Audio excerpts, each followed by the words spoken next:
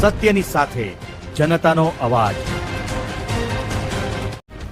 આપ જોઈ રહ્યા છો 24 ન્યૂઝ નેટવર્ક। તાજા સમાચાર, ઝડપી અપડેટ અને સચોટ માહિતી 24 ન્યૂઝ નેટવર્ક સમાચાર સૌથી પહેલા।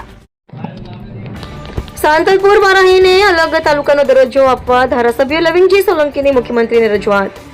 રાધનપુર વિધાનસભા વિસ્તારના ધારાસભ્ય લવિંગજી સોલંકીએ ગુજરાતના મુખ્યમંત્રી ભૂપેન્દ્ર પટેલને પત્ર લખી સાંતલપુર અને વારાહીને અલગ અલગ તાલુકા તરીકે જાહેર કરવાની માંગણી કરી છે। ધારાસભ્યએ રજૂઆતમાં જણાવ્યું છે કે સાંતલપુર વિસ્તારના નાગરિકોને સરકારી કામકાજ માટે દૂર સુધી જવું પડે છે, જેના કારણે સમય અને ખર્ચ બંનેમાં વધારો થાય છે। તેથી સાંતલપુરને અલગ તાલુકાનો દરજ્જો આપી ત્યાં તમામ સરકારી કચેરીઓ શરૂ કરવામાં આવી તેવી માંગ કરવામાં આવી છે। સાથે જ વારાહી વિસ્તારને પણ સ્વતંત્ર તાલુકાનો દરજ્જો આપવામાં આવે તો સ્થાનિક લોકોને વહીવટી તેમજ સરકારી સેવાઓ સરળતાથી મળી શકશે અને વિસ્તારના વિકાસને પણ વેગ મળશે। આ બંને વિસ્તારોની લાંબા સમયથી ચાલતી લોકમાંગણીને ધ્યાનમાં રાખી રાજ્ય સરકાર વહેલી તકે સકારાત્મક નિર્ણય લે તેવી ધારાસભ્યએ મુખ્યમંત્રીને વિનંતી કરી છે। હવે રાજ્ય સરકાર આ રજૂઆત અંગે શું નિર્ણય લે છે તેના પર સાંતલપુર અને વારાહી વિસ્તારના લોકોની નજર મંડાઈ છે। રિપોર્ટર ભગીરથસિંહ જાડેજા, સાંતલપુર।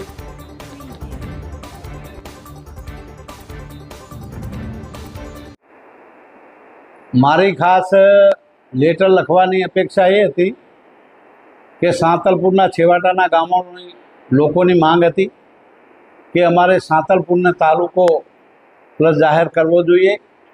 એના અનુસંધાને મેં માનનીય મુખ્યમંત્રી સાહેબને લેટર લખીને કે સાંતલપુર તાલુકાને નવી કચેરીઓ તમામ આપીને વારાહી જે છે એને તાલુકો જાહેર કરે અને સાંતલપુર તાલુકામાં નવીન બધી કચેરીઓ એ બનાવે, જેથી કરીને સાંતલપુરના છેવાડાના પીપળાના લોકોને અહીંયા વારાહી સુધી આવવું ન પડે અને એને સરળતા વધે। લોકોના સરળતા માટેની મેં રજૂઆત કરી છે અને મને વિશ્વાસ છે કે જે ગામોની લોકોની માંગ ઉઠી છે એને હું પણ સમર્થન આપીશ ને મુખ્યમંત્રી સાહેબને રજૂઆત લેટર લખીને કરી છે અને રૂબરૂ મળીને પણ મેં વાત કરી છે કે ભાઈ સાંતલપુરને કચેરીઓ આપીને એ તાલુકા મથકનો વ્યવહાર ત્યાં સાંતલપુરમાં તમામ કચેરીઓ ચાલુ થાય એવી લોકોની માંગ છે અને એ માંગમાં